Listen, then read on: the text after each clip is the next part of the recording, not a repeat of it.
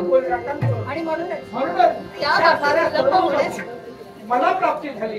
अर्थात तुमच्या बरोबर सपत्नी त्या शिवशंभू भोलेनाथांचं नामस्मरण करण्यासाठी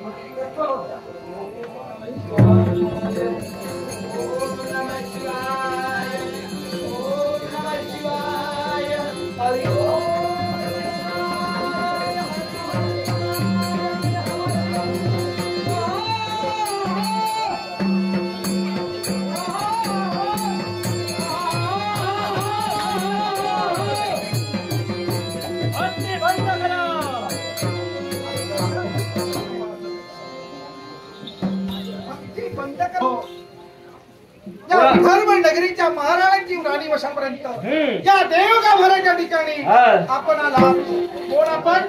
मामाशी माझ्या देवाला संज्ञा। हे मामा इथं येण्याचं प्रयोजन एकच। जो जो शिवशंकराची भक्ती करतोय त्या शिवशंकराची भक्ती हा मामा बंद करतो आहे। मामा तुम्ही इथं आलाय ती आम्ही शिवशंभू भोलेनाथांची केलेली भक्ती त्या भक्तीत खंड पडण्यासाठी ती भक्ती बंद व्हावी याच्यासाठी इथं आलाय। भक्ती बंद करा, माझी भक्ती करा।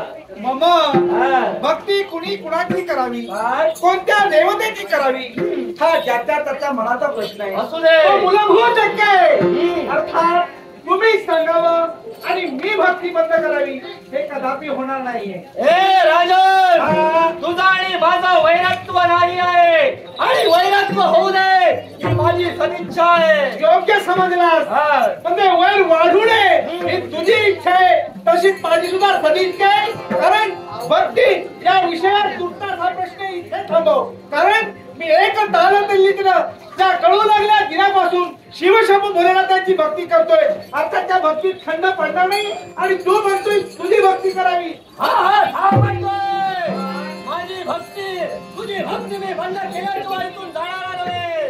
हे बाबा एक लक्षात ठेव, समोर विघान नदीचा राज करणारा नारायण उभा आहे। नामदेवाच्या बोधाला सांगतोय तसा निघून जा, त्यापेक्षा माझ्या समोर तू उभाय। शेवटी तुझ्या देहाचे तुकडे तुकडे करून या तुला यमसदनी पाठवले। कुणाच्या देहाचे तुकडे करतोय हे मला प्रत्यक्षात रात्री तुला मृत्यूचे डोहाळे लागले, ते तुझे मृत्यूचे डोहाळे पुरवण्यासाठी तुझ्या समोर नारायण उभा आहे। तुझ्या प्रेमाची पायघडी घालून माझ्या प्रेमाची पायघडी घालण्यापूर्वी तुझे दोन्ही हस्त तुझ्या देहापासून अलिप्त करण्यासाठी तुझे भरणाऱ्या मुखावर शरीरापासून अलिप्त करेल हे मात्र लक्षात ठेव। माझ्या मुखावर वेगळ्या करण्यापासून त्या तुझ्या अविचारी डोक्यातून ही जी कल्पना तुला आली तो तुझ्या अविचारी डोक्यावर